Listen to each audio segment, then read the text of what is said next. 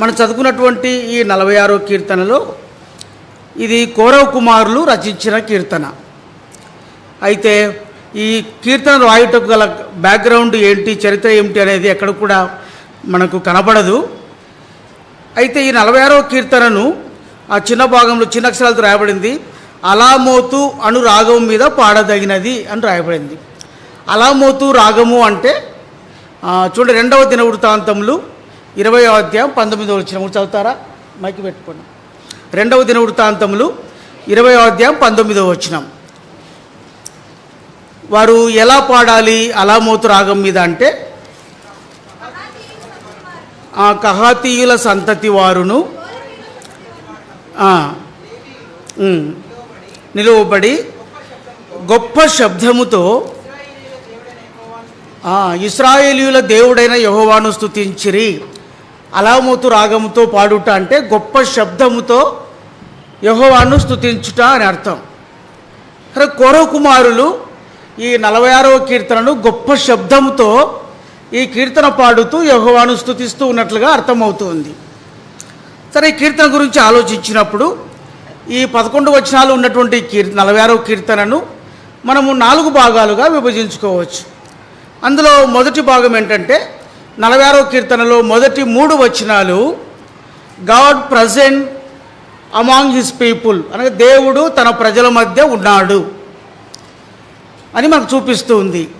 ఎలా ఉన్నాడు? మొదటి వచనంలో చూస్తే దేవుడు మనకు ఆశ్రయము, దేవుడు మనకు దుర్గము. ఈ దేవుడు ఆపద కలిగినప్పుడు, మనకు ఆపద వచ్చినప్పుడు, ఆపద వచ్చిన ఆపత్కాల సమయంలో మనము నమ్ముకునదగిన సహాయకుడు అని చూస్తూ ఉన్నాం. 3 అంశాలు ఉన్నాయి. ప్రభు ఎవరో, ఆయన ఆశ్రయమైన దేవుడు, ఆయన దుర్గమై ఉన్న దేవుడు, ఆయన నమ్ముకునదగిన సహాయకుడు. ఏ పరిస్థితుల్లో అంటే మనము ఆపదల్లో ఉన్నప్పుడు. కానీ ప్రేమ వారు గమనించండి, మన ఆపదల్లో పరిస్థితులలో మనం గుర్తుంచుకోవాల్సింది అంటే, మనం నమ్మిన దేవుడు మనతో ఉన్నవాడు, లేదా మన మధ్య ఉన్నటువంటి దేవుడు, ఆయన మనకు ఆశ్రయమైన వాడు, మనకు దుర్గమైన వాడు, మనము నమ్ముకొనదగిన సహాయకుడు. Is faithful helper. ఆయన సహాయకుడుగా మనకున్నాడు. అందును బట్టి 2-3 వచనాల్లో ఈ కీర్తనకారుడు ఎందుకయ్యా మన దేవుడు నమ్ముకొనదగిన సహాయకుడు అంటే, భూమి మార్పు నొందిన, నడి సముద్రంలో పర్వతములు మునిగిన, వాటి జలములు ఘోషించు నురుగు కట్టిన, ఆ పొంగునకు పర్వతములు కదిలిన, ఏమంటాడండి, మనము భయపడము. Are you afraid of your situations in your life? నీ జీవితంలో కలిగే పరిస్థితులను బట్టి నువ్వు భయపడుతున్నావా? ఈ కౌరవ కుమారులు అంటారు, భూమి మార్పు నొందినా సరే, మనం బైబిల్ పిల్లలు అందుకే పాడుకున్నాం, యేసుని వాక్కు నిత్యము నిల్చును. భూమి ఆకాశం గతించును కానీ నా మాటలు మాత్రము పొల్లైనా తప్పిపోదు అని చూసాం. ఇక్కడ అంటాడు, భూమి మార్పు పొందినప్పటికీ, నడి సముద్రంలో పర్వతములు మునిగినను. ఇది సాధ్యమా? సముద్రం మధ్యలో పర్వతం ఉంది. పర్వతం అంటే ఎత్తైనటువంటి పర్వతము.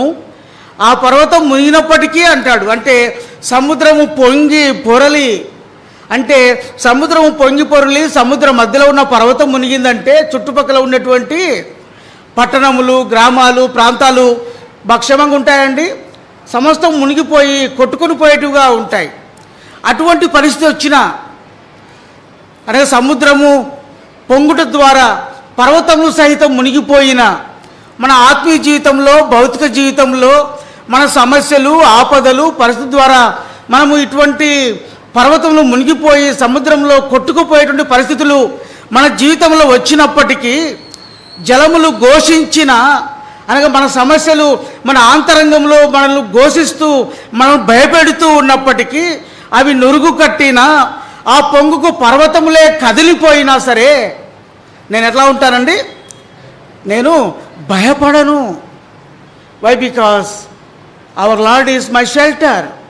నా దేవుడు నాకు ఆశ్రయం, నా దేవుడు నాకు దుర్గము, నా దేవుడు నాకు సహాయకుడు, నా దేవుడు ఆశ్రయముగా ఉండగా, దుర్గముగా ఉండగా, సహాయకుడుగా ఉండగా, భూమి మార్పు నొందిన, సముద్రం మధ్యలో ఉన్నటువంటి పర్వతములు మునిగిపోయిన, జలములు ఘోషించిన, పర్వతములు ఆ యొక్క పొంగులకు పర్వతములు కదిలిపోయినా సరే, అటువంటి భయంకరమైన పరిస్థితులు నా వ్యక్తిగత జీవితంలో, నా కుటుంబ జీవితంలో కలిగినప్పటికీ నేను ఎలా ఉంటానండి? I shall not move. నేను కదల్చబడను, కనుక నేను భయపడను. పర్వతములు కదలొచ్చుగాక, బట్ నేను కదల్చబడను. కారణం ఏంటంటే నా దేవుడు నాకు ఆశ్రయం, నా దేవుడు నాకు దుర్గం, నా దేవుడు నాకు సహాయకుడు అని కీర్తనకారుడు అలామోతు అనేటువంటి రాగం మీద గొప్ప శబ్దంతో చెబుతూ ప్రభువు స్తుతిస్తున్నట్టుగా అర్థమవుతా ఉంది. మన బలవర్తమానం చూసాము. అన్నగారు ఒక కుమారుడికి యాక్సిడెంట్ అయ్యి మల్టిపుల్ ఫ్రాక్చర్ అయినప్పుడు వాళ్ళ తల్లిగారు ఎంతగా ప్రభువు స్తుతిస్తూ వచ్చినారో మనం చూస్తూ వచ్చాం, ఇలా ప్రార్థిస్తూ వచ్చిందో చూసాం. అదే గొప్ప శబ్దంతో ఆరాధించుట అంటే, గొప్ప శబ్దం స్తుతించుట అంటే అదే. ఏ పరిస్థితులు వచ్చినా సరే ఈ పరిస్థితులన్నిటి మధ్య నేను ప్రభువును స్తుతిస్తా. కారణం ఏంటంటే hour God is present in our midst. మన మధ్యలో మన దేవుడు నివాసం చేస్తూ ఉన్నాడు, మన దేవుడు మన మధ్య నివసిస్తూ ఉన్నాడు. ఆయన మనకు ఆశ్రయము, మనకు దుర్గము, ఆయన మనకు సహాయకుడుగా ఉన్నాడని అర్థమవుతుంది. కాబట్టి ప్రియమైన సహోదర సహోదరి, మన వ్యక్తిగత జీవితంలో, మన కుటుంబ జీవితంలో వచ్చిన పరిస్థితులు, ఆపదలు ఎలాంటివైనా సరే మనం భయపెడుతూ ఉండవచ్చు. పరిస్థితులు మనం చూస్తూ వచ్చినప్పుడు, మన కన్నుల ఎదుట కనబడతా వచ్చినప్పుడు మన హృదయము భయకంపితం కావచ్చుగాక. అయినా మన నిరీక్షణ ఏంటంటే మన దేవుడు మన మధ్య ఉండగా నేను భయపడను. అయితే ఈ పరిస్థితుల మధ్య రెండవదిగా 46వ కీర్తనలో 4వ వచనం నుండి 6వ వచనం వరకు రెండవ భాగం ఏంటంటే the peaceful provision of our God. దేవుని యొక్క సమాధానకరమైనటువంటి ఏర్పాటు ఈ 4 నుంచి 6 వచనాల్లో చూస్తాం. అనగా భూమి మార్పు పొందిన, నడి సముద్రంలో పర్వతములు మునిగిన, జలములు ఘోషించు నురుగు కట్టిన, ఆ పొంగుకు పర్వతములు కదిలిన నేను భయపడను. కారణం ఏంటంటే ఆశ్రమైన దేవుడు నాకు ఒక సమాధానకరమైనటువంటి ఏర్పాటు చేశాడు.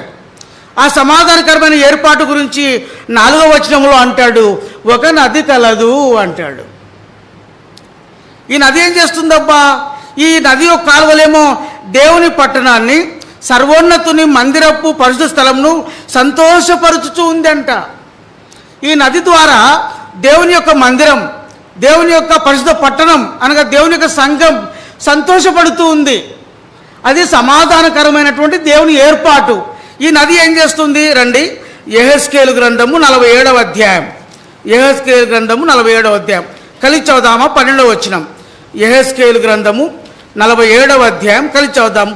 ఆ నది యొక్క కాలువలు పట్టణంలో ప్రవేశిస్తూ ఉండగా ఆ యొక్క పట్టణము లేదా మందిరము సంతోషిస్తూ ఉంది అంట. కారణం ఏంటి? 47వ అధ్యాయం 12వ వచనం అందరం కలిసి చదువుకుందాం. యెహెజ్కేలు 47:12. నదీ తీరమున ఇరుప్రక్కల ఆహారమిచ్చు సకల జాతి వృక్షములు పెరుగును, వాటి ఆకులు వాడిపోవు, వాటి కాయలు ఎన్నటికి రాలవు. ఈ నది నీరు పరిశుద్ధ స్థలంలో నుండి పారుచున్నది కనుక ఆ చెట్లు నెల నెలకు కాయలు కాయును, వాటి పండ్లు ఆహారమునకును, వాటి ఆకులు ఔషధమునకును వినియోగించును. చూసారా?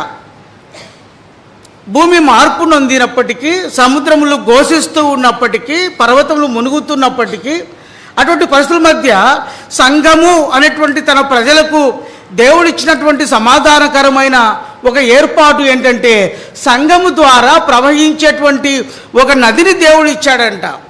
ఆ నది యొక్క కాలువలు ఆ సంఘం పరిశుద్ధ స్థలంలో ప్రవహిస్తూ ఉండగా దేవుని పట్టణమైనటువంటి దేవుని సంఘము సంతోషిస్తూ ఉంది. యెహెజ్కేలు అంటాడు, ఆ యొక్క నది తీరమునకు, ఆ నదికి ఇరుప్రక్కల అటు ఇటుగా ఆహారం ఇచ్చే సకల జాతి వృక్షములు పెరుగుతున్నాయంట. అంటే దేవుని సంఘం అనేటువంటి దేవుని పట్టణంలో, దేవుని సంఘంలో ఈ నది ప్రవహిస్తూ ఉండగా ఈ నదికి అటు ఇటుగా ఆహారం ఇచ్చేటువంటి సకల జాతి వృక్షములు పెరుగుతూ ఉన్నాయి. ఈ నది దేనికి సాదృశ్యం అంటే దేవుని వాక్యమునకును, దేవునికి పరిశుద్ధాత్మ దేవుని యొక్క ఆదరణకును, పరిశుద్ధాత్మ దేవుడు మనల్ని బలపరచుటకు ఈ నది సాదృశ్యంగా ఉంది. కాబట్టి ఈ నది సంఘంలో నుండి ప్రవహిస్తూ ఉండగా ఆ నది యొక్క తీరములకు అటు ఇటుగా సకల జాతి వృక్షములు పెరుగుతుండగా అవి ఆహారం ఇస్తూ ఉన్నాయి. ఈ ఆహారం ఏంటంటే ఎప్పుడు ఎండిపోయేటటువంటిది కాదు, ఈ ఆహారం తగ్గిపోయేటువంటిది కాదు, ఈ ఆహారం అయిపోయేటువంటిది కాదు. ఈ వాక్యం అనేటువంటి ఆహారము, మన్నా అనేటువంటి వాక్యపు యొక్క ఆహారము దేవుని సంఘములో, దేవుని ఇంటిలో పరిశుద్ధాత్మ దేవుడు వాక్యమును అనేటువంటి సకల జాతి వృక్షముల యొక్క ఆహారమును మనకు పంపుతూ మనం తృప్తిపరుస్తూ పోషిస్తున్నాడు అని అర్థం. కాబట్టి సమాధానకరమైన దేవుని ఏర్పాటు ఏంటంటే ఈ నదీ తీరమునకు అటు ఇటుగా ప్రవహించేటువంటి లేదా పెరిగేటువంటి ఆహారం మనకు అవసరం వచ్చే వృక్షములు పెరుగుతూ ఉన్నాయి. ఆ వృక్షములు ఎలాంటివంటే సకల జాతి వృక్షములు. కనుక మనకు వాక్యం బోధించేవారు ఒక సేవకులో లేదంటే వారు కాదు, కానీ వాక్యము బోధించుటకు అటువంటి ఆత్మీయమైన స్థితి ఎవరైతే కలిగి ఉన్నారో, ఆత్మీయంగా వారు నివసిస్తూ ఉన్నారో అలాంటి వారి ద్వారా దేవుడు రకరకములుగా తన వాక్యమును సంఘము అనేటువంటి నది ద్వారా ప్రవహింపచేస్తూ ఉంటాడు. కానీ ఆ వాక్యమును బట్టి మన ఆంతరంగ జీవితంలో మనం పోషించబడుతూ ఉంటాం. మొట్టమొదటిగా ఆహారం ఇచ్చే వృక్షములు పెరుగుతున్నాయంట. ఆ వృక్షమునకు ఉన్నటువంటి ఆకులు వాడిపోవు, వాటి కాయలు ఎప్పటికీ రాలవు. అంటే దేవుని వాక్యం అనేటువంటిది అది వాడిపోయేటువంటి వాక్యము కాదు. అది వాక్యం అనేటువంటిది అది కాయలు ఎప్పటికీ రాలేటువంటి వాక్యము కాదు. అంటే దేవుని వాక్యము సకల జాతి వృక్షముల ద్వారా మనందరికి కూడా ఆహారం ఇస్తూ ఉంది. ఆహారం ఇచ్చేటువంటి దేవుని వాక్యము అది వాడిపోదు. ఆహారం ఇచ్చే దేవుని వాక్యము అవి రాలదు. అది ఎట్లా ఉందంట, ఈ నది నీరు పరిశుద్ధ స్థలంలో నుండి పారుచున్నది కనుక ఆ చెట్లు నెలకు కాయలు కాయును. అనగా దేవుని వాక్యము దేవుడు పరిశుద్ధమైన సంఘంలో నుండి ప్రవహిస్తూ ఉండగా ఈ నది అనేటువంటి దేవుని వాక్యము అది ఎట్లా ఉంటుందంట అండి, నెలకు మనకు కాయలు కాసేదిగా ఉంది. అది మనం ఎల్లప్పుడూ కూడా చదివిన వాక్యమే, విన్న వాక్యమే. మనం ఎల్లప్పుడూ చూస్తే ప్రతిగ్రహం కొన్నిసార్లు చదివింటాం, కంప్లీట్ చేసి ఉంటాం, ఎన్నిసార్లు వర్తమానాలు వింటాం.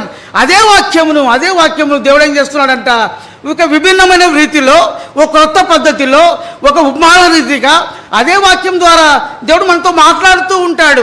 అది నెలకు కాయును అని రాయబడుతూ వచ్చింది. అనగా దేవుని వాక్యం అనేది అది వాలిపోయేటువంటిది కాదు, రాలిపోయేటువంటిది కాదు.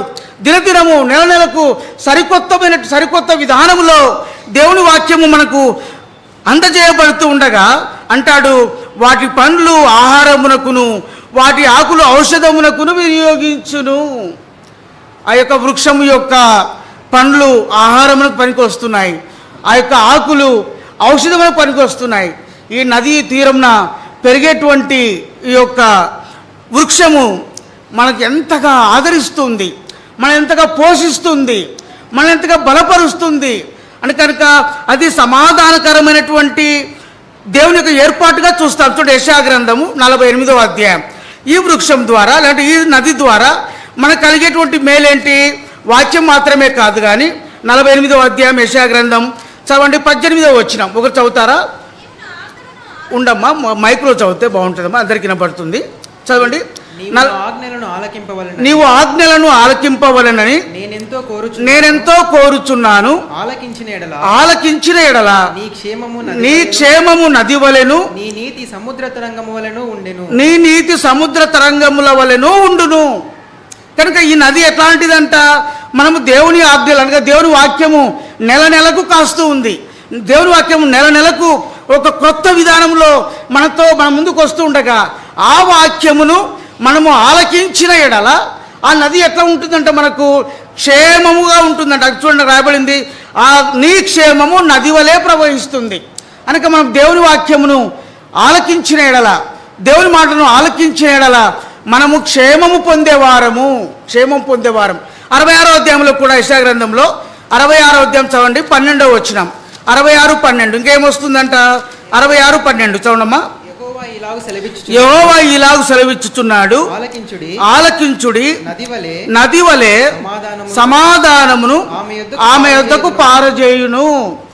మొట్టమొదటిగా ఈ నది అనేటువంటి వాక్యం ద్వారా మనకు ఈ నది ద్వారా ఇది దేవుని సంఘములో పరిశుద్ధ పట్టణంలో ప్రవహిస్తుండగా సంఘము సంతోషిస్తూ ఉంది, పట్టణము సంతోషిస్తుంది. కారణం ఏంటంటే ఆ నది తీరములకు అటు ఇటుగా ఉన్నటువంటి సకల జాతి వృక్షములు మనకు ఆహారంకు అవసరమైనటువంటి పండ్లు ఇస్తున్నాయి. ఆ కాయలు అవి రాలిపోయినటువంటిగా ఉన్నాయి. వాటి ఆకులు ఔషధంగా, మెడిసిన్గా మనకు పనిచేస్తున్నాయి.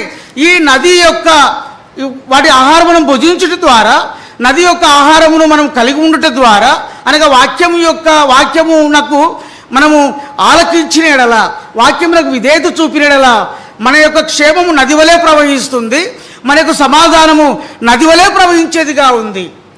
ప్రియమైన సహోదర సహోదరి, అందును బట్టే దేవుని సంఘము లేదా పట్టణము సంతోషించుచున్నది అని చూస్తాం. చూడమాట 46వ కీర్తన చదివిన భాగంలో చూడండి. మాట చదువుదాము మరొకసారి. 4వ వచనం చదువుదామండి, అందరు కలిసి చదువుదాం. 46:4. ఒక నది కలదు, దాని కాలువలు దేవుని పట్టణమును సర్వోన్నతుని పరిశుద్ధ స్థలమును సంతోషపరచుచున్నవి. చూసారా, సంఘమును సంతోషపరుస్తూ ఉంది. అనగా దేవుని ఇంటిలో, సంఘములో ఒక నది ప్రవహిస్తుంది. అదే వాక్యము అనేటువంటి నది. అది ఎల్లప్పుడూ జీవంతో కూడుకున్నటువంటిది. ప్రకటన గ్రంథం 22వ అధ్యాయం 2 వచనాల్లో అంటాడు, అది జీవజల నది అని చెప్తూ వస్తాడు. అక్షరం చూస్తే ప్రకటనలో రాయబడిన మాట, దేవుడు తిరిగి 2వ రాకడ వచ్చిన తర్వాత సంఘము ఎత్తబడి ప్రభుత్వం మన రాజ్యం చేయుచున్నప్పుడు ఉన్నటువంటి పట్టణం. అయితే కౌరవ కుమారులు కొన్ని వేల సంవత్సరముల క్రితమే దేవుని యొక్క ప్రవచనమును ఎరిగిన వారై ఇక్కడ ఈ యొక్క కీర్తన రాస్తూ ఉన్నట్టుగా అర్థమవుతుంది. ఆ కీర్తన ఎలా రాస్తున్నారంటే గొప్ప శబ్దముతో దేవుని స్తుతిస్తూ కీర్తన రాస్తూ ఉన్నారు. అనగా అలామోతు రాగంతో పాడుతున్నట్టుగా అర్థమవుతాను. కనుక సంఘంతో చేరి వచ్చినటువంటి నీవు నేను, ప్రియమైన సహోదర సహోదరి, దేవుని వాక్యము అనే నది సంఘంలో సమృద్ధిగా జీవజల నదిగా ప్రవహిస్తూ ఉండగా, ఈ నదికి అటు ఇటుగా ఉన్నటువంటి సకల జాతి వృక్షములు మనకు ఆహారం ఇస్తూ ఉండగా, వాటి ఆకులు రాలిపోవు, వాటి ఆకులు వాడిపోవు, వాటి కాయలు రాలిపోవు.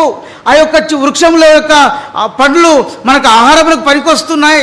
ఆ వృక్షం యొక్క ఆకులు ఔషధముగా పనికొస్తున్నాయి. అనగా దేవుని వాక్యము దేవుని ఇంటిలో బయలుపరచబడుతూ ఉండగా, దేవుని ఇంటి నుండి బయలుదేరి ప్రవహిస్తూ ఉండగా, ప్రియమైన సహోదర సహోదరి, దేవుని వాక్యం ద్వారా మనము క్షేమం పొందుతూ ఉన్నాం.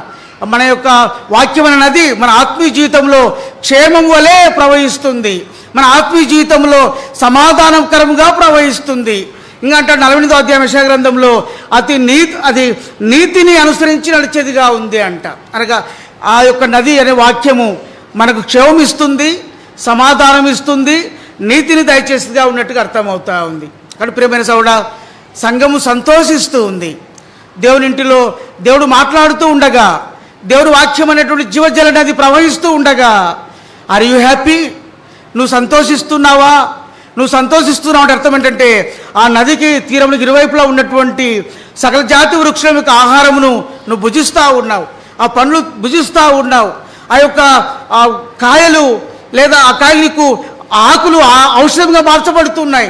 సకల విధములైనటువంటి సకల విధమైన ఆరోగ్యమును, ఆత్మీయ ఆరోగ్యమును, ఆత్మీయ బలమును, ఆత్మీయ క్షేమమును, ఆత్మీయ సమాధానమును పొందుతున్నట్లుగా అర్థమవుతుంది. ఇక 46వ కీర్తనలో 3వ భాగం చూస్తే 7వ వచనం 11వ వచనం 2 వచనాల్లో మాట రాయబడింది. అది అంటాడు, నేను చదువుతున్నానండి 7వ వచనాన్ని. సైన్యములకు అధిపత్యగు యెహోవా మనకు తోడై ఉన్నాడు, యాకోబు యొక్క దేవుడు మనకు ఆశ్రయమై ఉన్నాడు.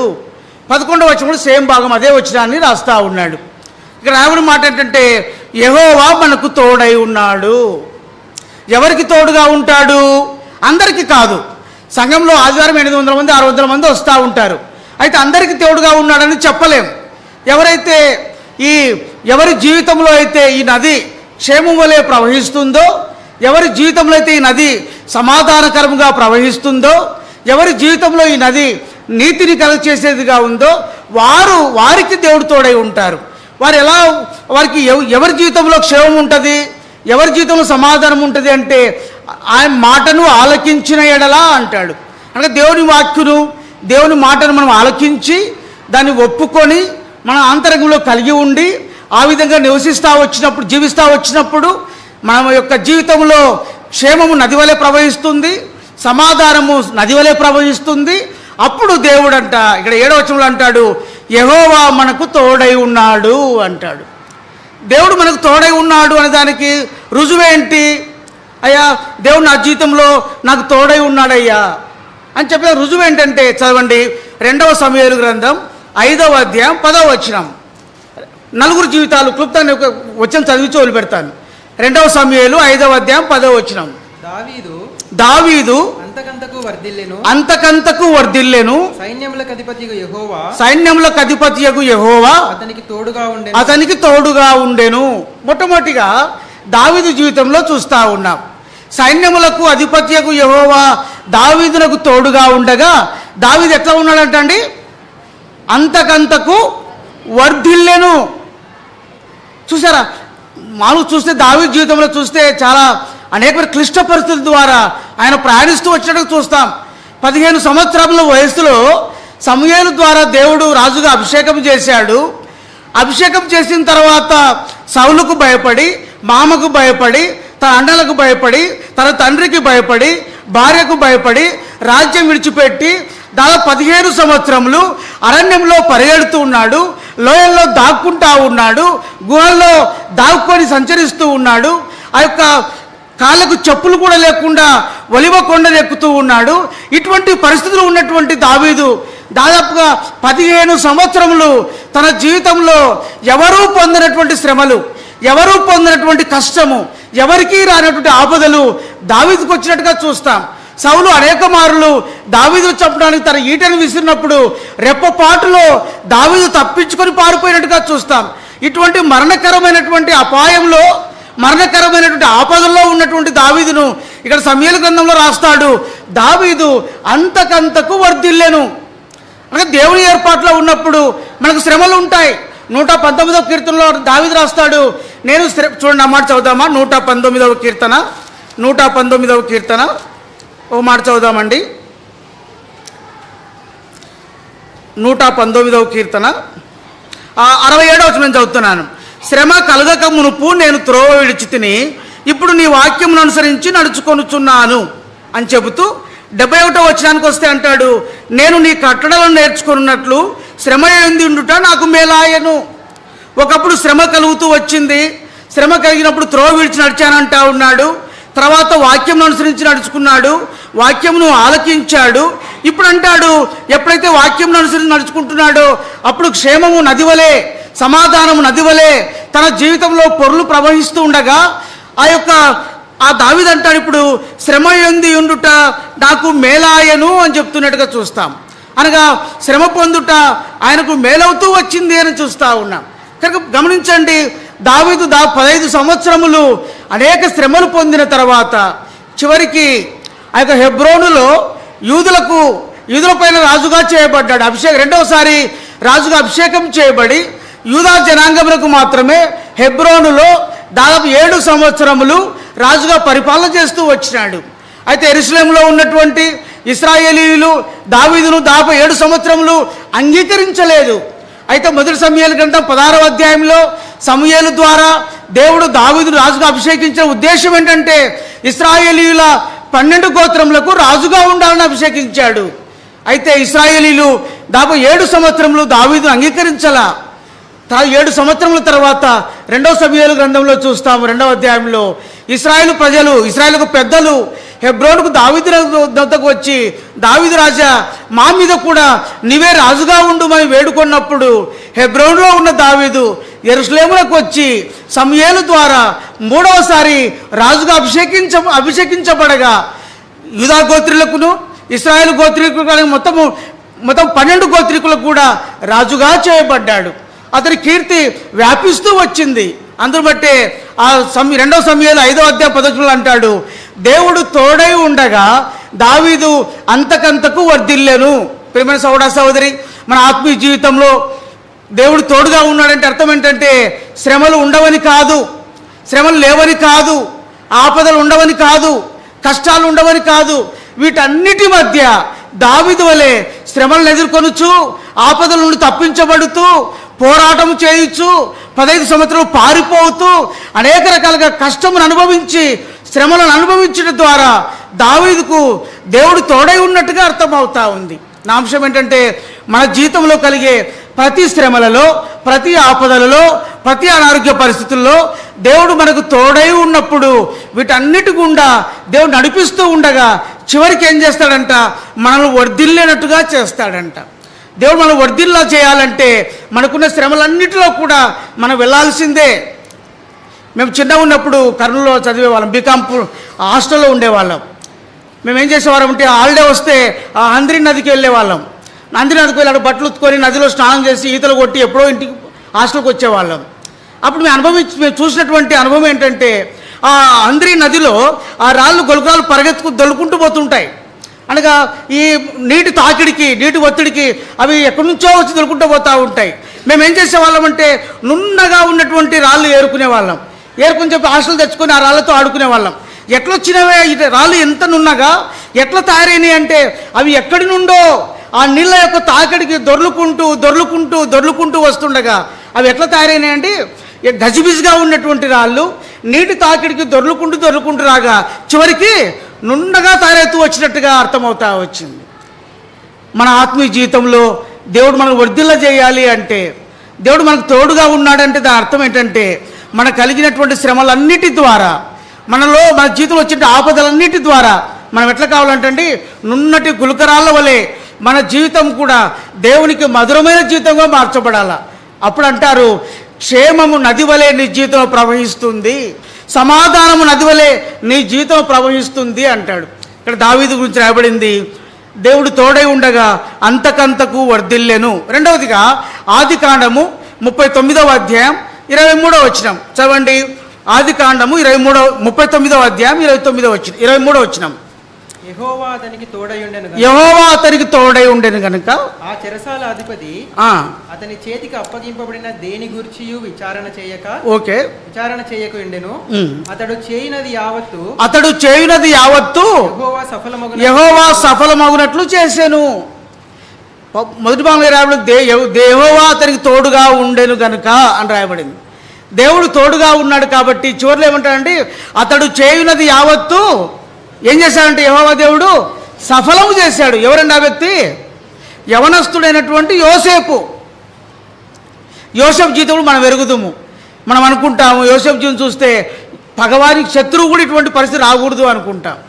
సొంత అన్నలే పగబట్టడం ఏంటి, సొంత అన్నలే గుంటలో పారేయడం ఏంటి, సొంత అన్నలే ఐగుప్తునికి అమ్మివేయడం ఏంటి, ఐగుప్తుడైన పోతిఫర్ ఇంట ఉంటే పోతిఫర్ భార్య యోసేపు ఆకర్షితురాలు కావడం ఏంటి, తర్వాత ఆమె ఆకర్షితురాలైన దాన్ని బట్టి ఇతను పాపం చేయకుండా తప్పించుకుంటే ఆ పోతిఫర్ తీసుకెళ్లి చెరసాలలో వేయడం ఏంటి, ఆ చెరసాలలో అక్కడ ఉన్నటువంటి ఇతర వాళ్ళకి కళలు రావడం ఏంటి, ఆ కళ యొక్క భావము యోసేపు చెప్పడం ఏంటి, తర్వాత రాజుకు స్వప్నంలో కళలు రావడం ఏంటి, ఆ కళభావము అయ్యా చెరసాలలో ఒక యవనస్తుడు ఉన్నాడు, అతడు ఈ విధంగా చెప్తాడు, కళభావం చెప్తాడు, మా జీవితం నెరవేరిందని చెప్పి ఆ వ్యక్తి చెబితే రాజు పిలిపించి చెప్పంటే ఆయన చెబుతూ రాగా కదండి ఎన్ని శ్రమలు పొందాడండి. 16-17 సంవత్సరాల వయసులో తన తండ్రి ఇంటి నుండి అమ్మివేయబడ్డాడు, దాసుడుగా పోయాడు, బానిసడుగా పోయాడు. ఎవరు తెలీదు. ఐగుప్తు దేశంలో చూస్తే బంధువులు లేరు, స్నేహితులు లేరు, తెలిసిన వారు లేరు, ఎవరు తెలియనట్టు కొత్త ప్రాంతంలో ఒక పోతిఫరు ఒక వ్యక్తి ఇంట ఒక దాసుడుగా బానిసడుగా జీవిస్తున్న వ్యక్తి చివరి చెరసాలలో వేస్తే ఆ చెరసాలను చీకటి గదిలో వారు పెట్టినట్టు ఆహారము చాలినట్టుగా ఉండగా ఆకలితో అలమటిస్తున్నటువంటి యోసేపు దేవుని నమ్మకత్వంతో ఉండగా దేవుడు యోసేపు తోడై ఉండెను రాయబడతా వచ్చింది. ఎటువంటి అర్హతలు లేకపోయినా, ఎటువంటి అర్హతలు క్వాలిఫికేషన్స్ లేకపోయినా, ఎటువంటి కాంపిటేటివ్ ఎగ్జామ్స్ లేకపోయినా యోసేపుని ఎక్కడ కూర్చోబెట్టారండి? ఐగుప్తు దేశంలో అనగా ఫరో రాజు తర్వాత రాజంతటి వాడిగా ఆ స్థానంలో యోసేపును కూర్చోబెట్టారు. ఏ క్వాలిఫికేషన్ ఉంది, ఏ అర్హత ఉంది, ఏ కాంపిటేటివ్ ఎగ్జామ్స్ అటెండ్ అయ్యాడు, ఏ క్వాలిఫికేషన్స్ లేవు యోసేపులో. దేవుడు తోడుగా ఉన్న దాన్ని బట్టి ఏమైందంటే యోసేపుకు చదవన్న మాట మరొకసారి చివరి భాగం అమ్మా చదవండి. అతడు చేయనది యావత్తును యెహోవా సఫలమగునట్లు చేసెను. చూసారా ప్రియమైన సోదరుడా, నీకు నాకు దేవుడు తోడుగా ఉన్నాడంటే అర్థం ఏంటంటే మనము చేయునది యావత్తు యెహోవా సఫలము చేయాలి. సఫలం కాలేదంటే మనం విఫలమవుతున్నామంటే ఎక్కడో మనము కొంత తప్పిపోయిన అర్థం. అనగా దేవుని దృష్టిలో నుండి దేవుని మార్గం నుండి కొంత తొలగిపోయినట్టుగా అర్థం విఫలమైనామంటే. కాబట్టి దేవుడు ఎల్లప్పుడూ మన కార్యము సఫలము చేయాలంటే దేవుడు మనకు తోడై ఉండాలి. దేవుడు మనకు తోడై ఉండాలంటే ఎల్లప్పుడూ దేవుని వాక్యం మన హృదయంలో ఉండాలి. మూడవదిగా చదవండి యెహోషువ గ్రంథం 6వ అధ్యాయం 27వ వచనం. యెహోషువ 6వ అధ్యాయం 27వ వచనం చదవండి.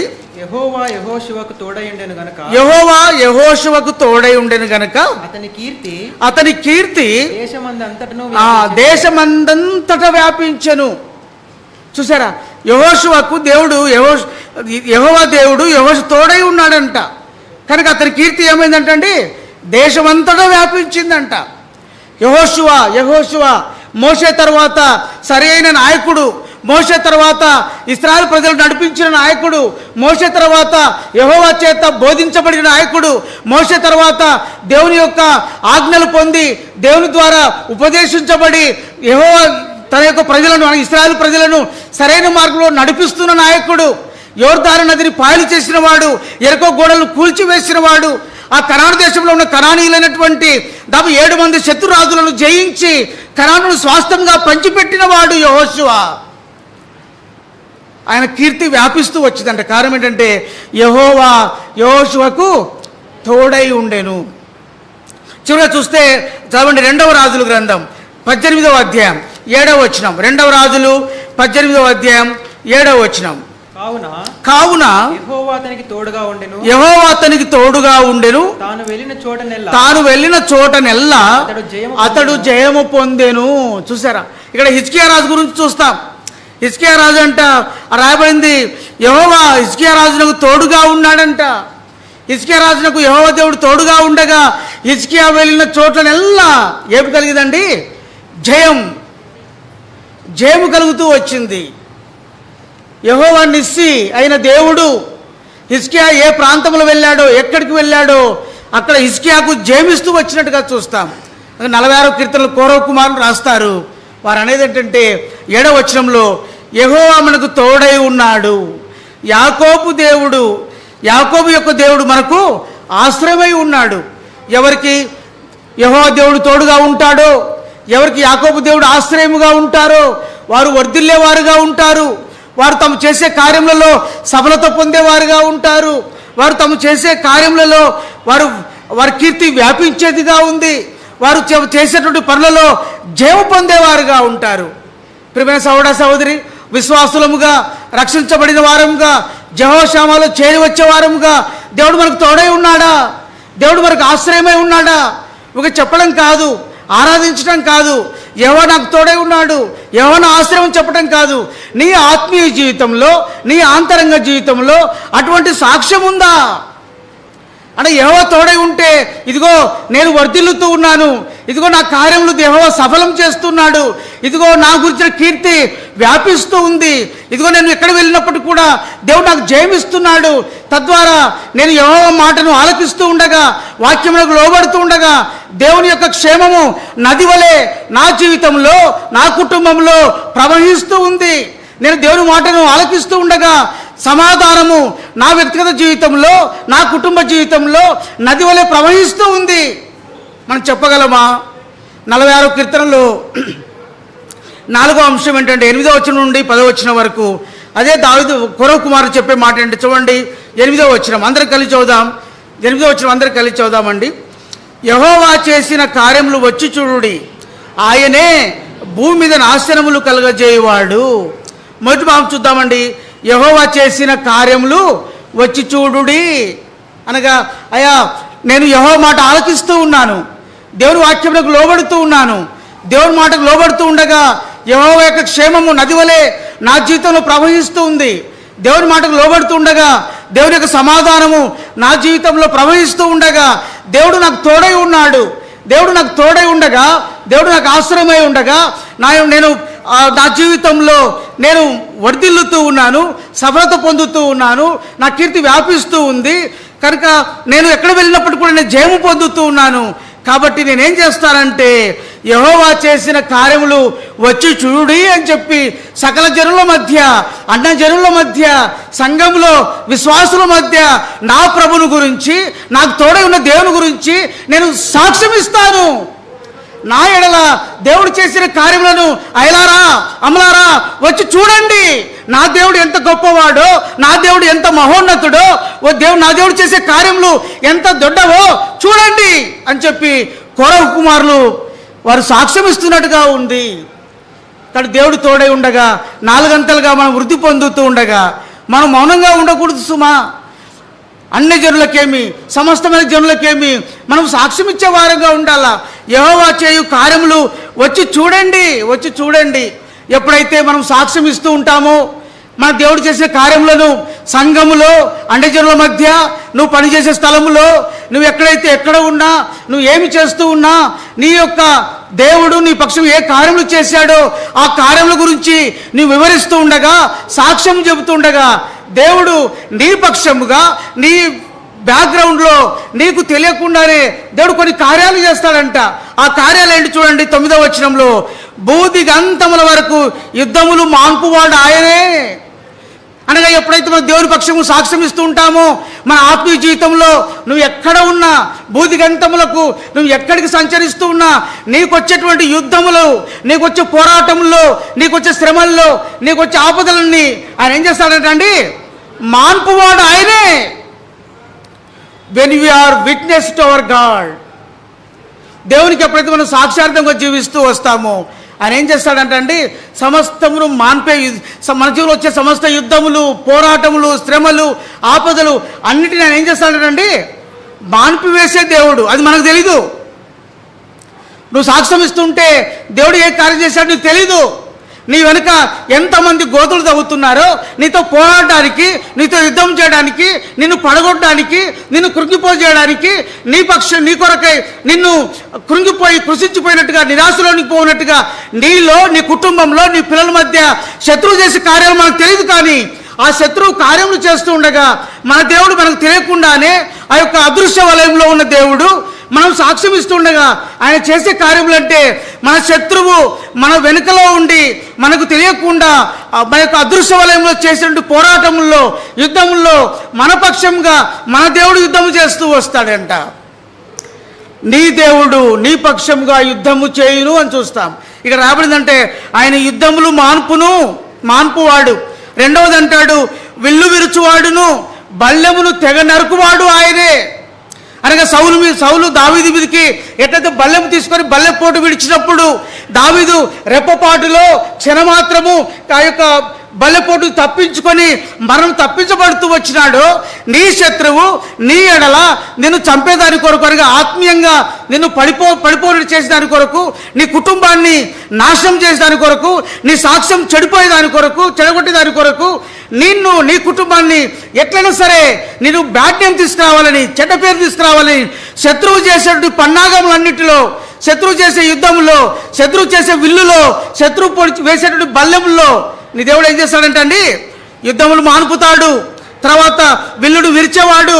బల్లెమును ఏం చేస్తాడంట, ఏం చేస్తాడు, బల్లెమును తెగ నరికేవాడు. ఆ మాట గమనించాలా, ఆయన తెగ నరుకుతాడంట బల్లెమును.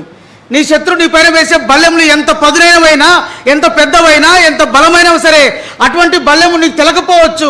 నీ శత్రువు నీ అనుకుని నీ మీద బల్లెం విసురుతుంటే అదృశ్య వలయంలో నీ చుట్టూ ఉన్న దేవుడు ఏం చేస్తాడంట, ఆ బల్లెమును ఏం చేస్తాడండి, తెగ నరికేవాడంట. తెగ అంత మాత్రమే కాదు, యుద్ధ రథములను అగ్నిలో కాల్చివేయవాడు ఆయనే. నీ శత్రువు నీ చుట్టూ ఆవరించి ఉంటాడు. ప్రియమైన సోదరా, ఈ దినాల్లో ఆంతరంగ జీవితంలో మనం ఎంతగా ప్రభును హత్తుకొని జీవించాలని ముందుకు వెళ్తూ ఉండగా మన శత్రువు మనతో ఉన్న వారిని వాడుకుంటూ మన వెనక్కి లాగుతూ ఉంటాడు.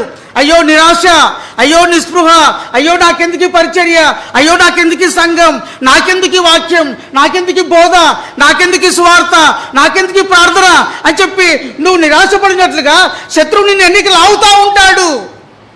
అయితే నువ్వు సాక్ష్యంగా ఉంటుండగా, ప్రభు చేసే కార్యములను బట్టి నువ్వు సాక్ష్యం ఇస్తూ ఉండగా అదృశ్య వలయంలో నీ చుట్టూ ఉన్న దేవుడు నీ యొక్క శత్రువులు ఏం చేస్తాడంటే అండి, నీ శత్రువు చేసే యుద్ధంలో మాన్పేస్తాడు. నీ శత్రువు విల్లును నీ పైకి పంపిస్తుండగా విల్లును విరిచేవాడు. నీ శత్రువుని పైన బల్లెమును విసిరితే బల్లెమును తెగనరికేవాడు. అగ్ని వంటి రథములతో నీ శత్రువు కాల్చివేయనట్టుగా నీ దగ్గరికి వస్తూ ఉండగా వాటిని కాల్చివేసేవాడు మన ప్రభు. ఆయన ఆంతరంగ జీవితంలో మన పక్షంగా యుద్ధం చేయవాడు. కొరవ కుమారులు అదే అంటాం. నాలుగవదిగా, అయ్యా సాక్ష్యం ఇద్దామా? సాక్ష్యార్థం మనం జీవిస్తూ వచ్చినప్పుడు అది మనకు కనపడదు. అయితే మనకేం కనపడుతుంటుందంటే, అయ్యో ఆ అక్క అట్లా నిందే, అన్న ఇట్లా అన్నాడే, వారు ఇట్లా చేశారే, వీళ్ళు ఇట్లా చేశారే, ఈ మాత్రం కనపడతాయి మనకు.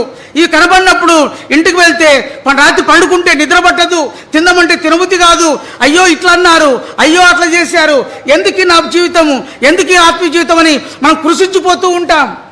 అది అయితే మన ఎడల కనికరము గల దేవుడు, మనకు తోడై ఉన్న దేవుడు మన పక్షంగా యుద్ధం చేస్తూ మన శత్రువులను, నువ్వు ఇక్కడ ఇంట్లో ఉండి బాధపడుతూ ఉంటే అక్కడ నీ శత్రువు తన ఇంట్లో కృంగిపోతూ వస్తాడు, నష్టపోతూ వస్తాడు. నీ శత్రువుకు నష్టం, నీ శత్రువు కుటుంబస్తులకు అపాయం, వారికి యాక్సిడెంటు, మరణం, రోగం. నీ శత్రువు ఇంట్లో దేవుడు బయలుపరచి అక్కడ ప్రవేశింపచేసి నీ శత్రువును నలగొట్టేవాడుగా ఉంటాడు నీ దేవుడు. ఇప్పుడు అనుభవం ఉందా నీకు? కొరవ కుమారులు రండి యెహోవా కార్యములను వచ్చి చూడు అని ఎంత చక్కగా సాక్ష్యం ఇస్తూ ఉన్నారు. అందరూ బట్టి చివరిగా అంటాడు కొరకు 10వ వచనంలో, అయ్యా శత్రువుని ఎడల ఎటువంటి కార్యములు చేస్తున్నాం, మనం ఏం చేయాలంటే అండి సాక్ష్యం ఇవ్వడం మాత్రమే కాదు, ఇంకా ఏం చేయాలంట చూడండి. 10వ వచనం కలిసి చదువుదామా? 10వ వచనం, ఊరకుండుడి, నేనే దేవుడు నన్ను తెలుసుకొనుడి, అన్య జనులలో నేను మహోన్నతుడు నగుదును. చూసారా రాయబడింది ఏంటంటే ఊరకుండుడి. ప్రేమ బిడ్డ, ప్రేమ సోదరి, నువ్వు సాక్ష్యం ఇస్తున్నావు. నీ సాక్ష్యం చెడగొట్టడానికి శత్రువు శత విధాలుగా ప్రయత్నం చేస్తున్నాడు. నీ కుటుంబాన్ని, నీ ఆత్మీయ కృంగజేయాలని శత్రువు ప్రయత్నం చేస్తుండొచ్చు కాక ఆ ప్రయత్నాలన్నిటినీ అదృశ్య వలయంలో నీ చుట్టూ ఉన్న నీ దేవుడు అన్నిటినీ తెగనరికేవాడు, అన్నిటినీ నాశనం చేసేవాడు. మనం ఏం చేయాలంట, ఎవరు ఎట్లా అనుకున్నా, ఎవరు ఏం చేసినా, మన గురించి ఎవరు ఎంత నెగిటివ్గా మాట్లాడినా, మన గురించి ఇష్టానుసారంగా మాట్లాడినా, మన గురించి అనేకమైన ఫిర్యాదులు చేసినా, కంప్లైంట్ ఏం చేసినా సరే మనం ఏం చేయాలంటండి, ఏం చేయాలమ్మా? ఊరకుండుడి, నేనే దేవుడని తెలుసుకొనుడి, అన్యజనులు నేను మహోన్నతుడను, భూమి మీద నేను మహోన్నతుడను, మహోన్నతుడైన దేవుడను, నీ పక్షంగా నేను ఉన్నాను. నువ్వు ఊరకుండు, మౌనంగా ఉండు, నేను నీ పక్షంగా యుద్ధం చేస్తా, నీకు విజయం ఇస్తా అంటా ఉన్నాడు. కానీ ప్రియమైన సహోదరి, అప్పుడు మనం ఏం చేయాలంటే ఈ కీర్తనాకారుడు అలాగే కొరవ కుమారులు అలామోతు రాగంతో యెహోవాను స్తుతిస్తున్నారు కనుక గొప్ప శబ్దంతో యెహోవాను స్తుతిస్తూ ఉన్నారు. చాలామంది ఆరాధన చేయమంటే మైక్ ఇష్టం కాబట్టి సరిపోయింది. మైక్ కానీ ఇకపోతే పక్క వాళ్ళకు కూడా వినపడదు మన ఆరాధన. మైక్ ఇకపోతే వెనుకున్న వాళ్ళకి వినపడదు, ముందున్న వాళ్ళకి వినపడదు. అసలు ఆమెను ఎవరం చెప్పము, ఏదో మైక్ ఇస్తున్నాం కాబట్టి సరిపోయింది. కొంత మందిరమంత్రి కొంతనైనా వినపడతాయి, 2-3 లైన్లో వినపడుతుంది. కానీ ఇక్కడ కొరవ కుమారులు ఎట్లా అంటున్నారంటే ఎట్లా ఆరాధన చేయాలంట, ఎట్లా గొప్ప శబ్దంతో ఆరాధించాలంట. ఆరాధిద్దాం మరి, ఆ విధంగా దేవుని సన్నిధిలో నివసిద్దామా? ప్రియమైన సహోదరి, మన దేవుడు మన పక్షంగా ఉండగా, మనతో ఉండగా, ఆయనకు అన్ని విషయములలో శత్రువు పైన విజయం ఇచ్చి మనల్ని కాపాడేవాడు, మనల్ని జీవించేవాడు.